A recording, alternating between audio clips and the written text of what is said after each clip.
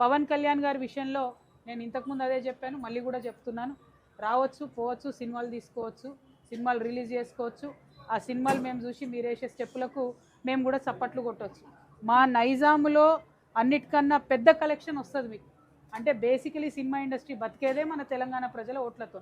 తెలంగాణ యువకులకు కూడా నేను ఒకటే మాట చెప్తాను, ఆయన ఒక సినిమా యాక్టరు, ఆయన మనకు ఒక ఎంటర్టైన్మెంట్ ఫ్యాక్టరు. అక్కడి వరకు మీకు అభిమానం ఉంటే హ్యాపీ, సంతోషం. బట్ ఆయనకు మన రీజియన్కి సంబంధం లేదు. ఆయన ఆంధ్ర ప్రాంతానికి సంబంధించిన డిప్యూటీ చీఫ్ మినిస్టర్, అక్కడ అధికారంలో ఉన్నాడు. ఆయన ఆంధ్ర వ్యక్తి. ఆయన మన తెలంగాణ రాష్ట్రం ఏర్పడ్డప్పుడు 11 రోజులు, ఎవరైనా ఇంట్లో మనిషి చచ్చిపోతే ఎట్లయితే 11 రోజులు బాధపడతామో, ఆయన 11 రోజులు అన్నం తినకుండా తెలంగాణ రాష్ట్రం కోసం బాధపడ్డా అని చెప్తున్నాడు. సో నేను మా యువ మిత్రులందరినీ, మా యువతులందరినీ, పవన్ కళ్యాణ్ గారి అభిమానులందరినీ ఒకటే కోరుతా ఉన్నా, ఆయన అక్కడ రాజకీయం చేసుకొని ఇక్కడ సినిమాలు తీసుకుంటే ఎవరికేం అభ్యంతరం లేదు. ఇక్కడ రాజకీయం మాత్రం తెలంగాణ బిడ్డలే చేయాలని చెప్పి మేము బలంగా పిడికిలెత్తి కొట్లాడి 1200 మంది బిడ్డలు చనిపోయి ఎంతోమంది ఉద్యమకారులు బలైపోతే వచ్చిన రాష్ట్రం.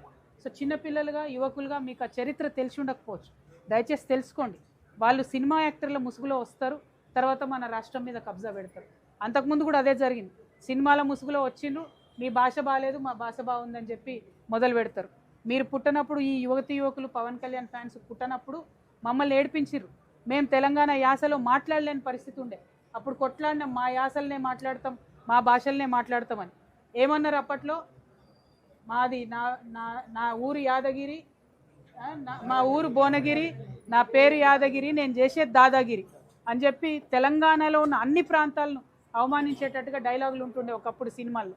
కానీ తెలంగాణ ఉద్యమం తర్వాత సినిమా ఇండస్ట్రీ తెలంగాణ అటువంటి డైలెక్ట్ని హీరోలకు పెట్టడం ప్రారంభించింది. తెలంగాణ భాషలో మాట్లాడడం ఫ్యాషన్ అయింది.